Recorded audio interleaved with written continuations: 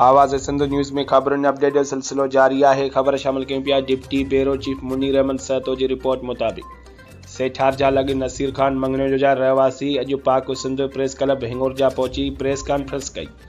फरियादी महमद खान फौजी, शहबान अली मंगनेजो वलद रतो गुल बेग, शहबेग वलद रतो अता हुसैन मीडिया सां ॻाल्हाईंदे चयो त असांजे भाउ रतो मंगनेजो खे 23/6/2023 राति 3 बजा क़तल करे फरार थी विया, जंहिंखे बाद में सुञाण करे उन्हनि जा नाला FIR में रिकॉर्ड कराया विया। जवाबदारनि जा नाला एजाज़ वलद मंजूर हुसैन मंगनेजो, रियाज़ वलद दितल मंगनेजो, अब्दुल हलीम वलद साजन मंगनेजो, नासिर वलद महमूद कंबो पंजाबी सुञाणप तौर कया विया।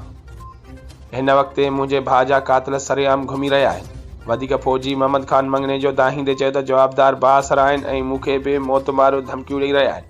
मूंखे चवनि था केस तां हथ खण, न त तोसां बि उहो ई हशर कंदासीं जहिड़ो तुंहिंजे भाउ रतल सां कयोसीं। मुंहिंजी अपील आहे घरू वज़ीर Sindh IG, DIG Sukkur, SSP Khairpur, DSP ठरी मीरवा ऐं SHO सेठार जा खे त बासरनि खे गिरफ़्तार करे मुंहिंजे भाउ जे बेगुनाह थियल खून सां इंसाफ़ कयो वञे।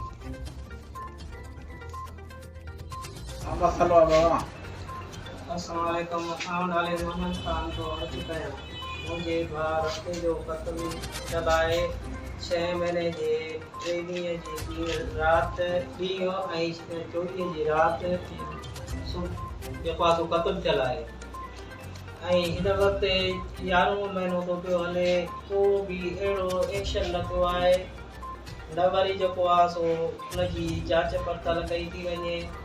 मुझे सिंध DIG साहब और सिंध IG साहब के और SSP साहब के रिक्वेस्ट है त मुझे भाउ जे कातिलनि खे जेको आहे सो गिरफ़्तार कयो वञे।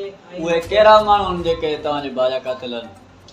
एजाज़ वलद मंजूर हुसैन मंगनेजो, रियाज़ वलद दितल मंगनेजो, अब्दुल हलीम वलद साजन सहतो ऐं नासिर वलद महमूद पंजाबी। किथां जा आहिनि? इहे सर ॿई जेके आहिनि हिकिड़ो आहे मोहम्मद आलम पंजाबी ॻोठ जो ऐं हिकिड़ो आहे वरिया वॾेर जे ॻोठ जो, आहे मीर खान मंगनेजो साहिब जे ॻोठ जा। ऐं हिन वक़्तु ताईं जेको आहे सो कोई बि अदालत न थी आहे ऐं वॾेरा भाषाई हले थी पई। वॾेरा जेके आहिनि सो मिली करे उन्हनि सां मुंहिंजे भाउ जो खून लोहण ऐं गाइब करणु चाहिनि। हाणे भाउ जो खून कॾहिं थियो आहे? 6 महीने जे 23 तारीख़ जे ॾींहुं ऐं 24 तारीख़ जे ॾींहुं राति जो माना थियो आहे।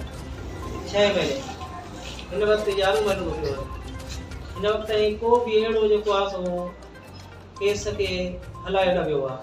न वरी पुलिस हुन शइ खे जांच पड़ताल करे थी, न वरी उनखे गिरफ़्तार करे। उहे माण्हू अची करे मूंखे धमकियूं था ॾियनि जेके जिन माण्हुनि मुंहिंजो भाउ क़त्ल कयो हो। चवनि था जेकॾहिं केस तां हथ न खणंदे त जीअं तुंहिंजे भाउ सां थियो तोसां बि ईअं ई थींदो। हर वक़्तु मूंखे धमकियूं ॾियणु ऐं मुंहिंजी रिक्वेस्ट इहा आहे त हिन माण्हुनि खे गिरफ़्तार कयो वञे ऐं मुंहिंजे केस भाउ जे क़त्ल थियण जो हलायो वञे।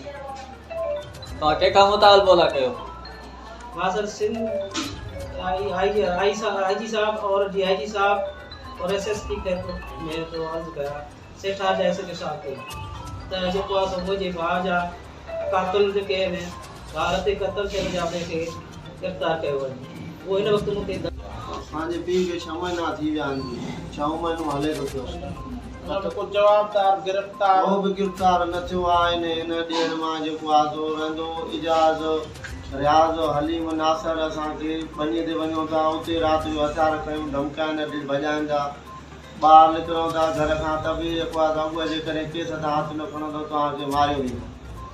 इन करे महिरबानी करे असां केस जो हथ खणो, जे न खणंदो त तव्हांखे बि तव्हांजे पीउ वांगुरु क़त्ल कंदा। अच्छा, जेको खून थियो आहे उहो तव्हांजो वालिद साहब हुयो? उहो असांजो वालिद साहब आहे।